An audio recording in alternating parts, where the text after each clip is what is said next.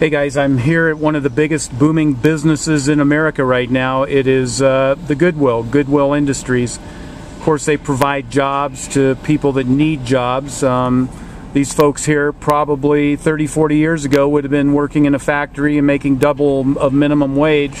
And today they are working at the Goodwill. God bless them, man. I mean, hey, if you can find a job anywhere in this economy, you're doing well. Here in Prescott, Arizona, I would say unemployment's probably around 30 to 40% in real numbers. There are a lot of retirees that brought their money here, but even those folks are having trouble making it. My wife, interestingly enough, went to a garage sale yesterday, and these were some people that lived down at the end of the cul-de-sac. We didn't see a lot of them, but 5-6 years ago they had a custom home build, a little one-level, 3-bedroom, 2-bath home in the Boulders, and inside the house was it was full. It was full, but there was no people there. The occupants were gone. The only people that were there were the ones selling everything. Well, lo and behold, about a month ago, the lady was diagnosed with cancer.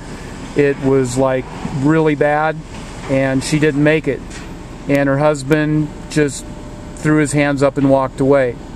And it was very, very strange going in that house because everything was like frozen in time. It was like a fully furnished home, you know, complete with books, staying healthy in your 50s, investing in you know, the right investments, cooking vegan to stay healthy, you know, wine racks with expensive wine, fine linens, pictures on the walls, jewelry, everything.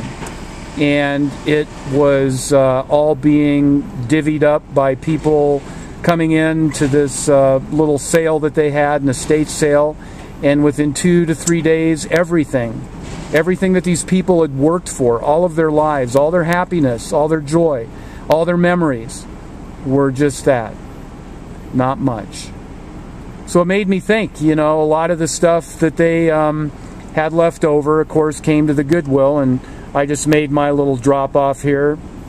And you can get a $500 deduction, by the way, on your income tax. If you know, donate $500 worth. Every year you get a $500 deduction. But, you know, it is really, really astounding when you get older in your 50s and your health starts failing. Or you have, you know, kids that are dependent on you. And it makes you really, really ponder some deep, deep, dark thoughts about not only what is going to happen, but where this whole country's heading. You know, right now we just crossed the mark that they call it, America now is a brown nation. That's not what I said, that's what they said on the news. And the reason is because there are more people of color being born than white people. I have no problem with that, really. People are people. But when it's being manipulated and used to advantages such as immigration, we're going to get 11 million new immigrants. And believe me, I know a lot of great Mexican, Hispanic people. And many of them deserve to be part of America. But if you're here illegally and you broke the law, why should you get rewarded by citizenship? You know, it's Father's Day, and my biological father immigrated from Rotterdam, the Netherlands, and he fought along with the American troops as part of the Dutch resistance in fighting Adolf Hitler. Well, I think we all know that both sides were funded by, you know, the big international global bankers. You know, they fund one side of the war and they fund the other side of the war. So I don't really think the wars, period, are a good thing. Well, anyway, after the war ended in 1945, he wanted to come to the United States. And this is my sperm donor father, the eugenical father that I have. And it took him 5 years of waiting in line, going up every single week, seeing if his number was being called, seeing if he was going to be able to, you know, come to America.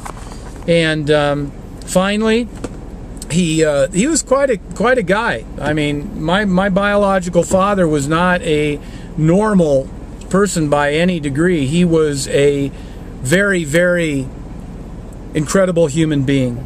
and I met him once. I shook his hand, thanked him for giving me the gift of life, and moved on. But he ended up coming to the United States, and he made a promise. He said, if you let me immigrate to the United States, I am going to do something phenomenal for your country. And he did. He immigrated to the United States. He went to Cornell University, started selling his sperm to put himself through school.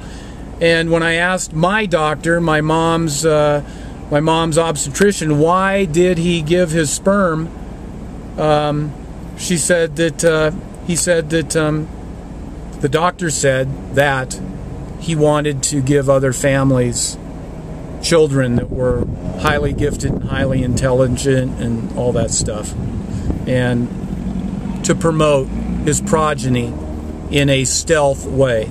Now, whether it worked, you can leave that answer up to yourself.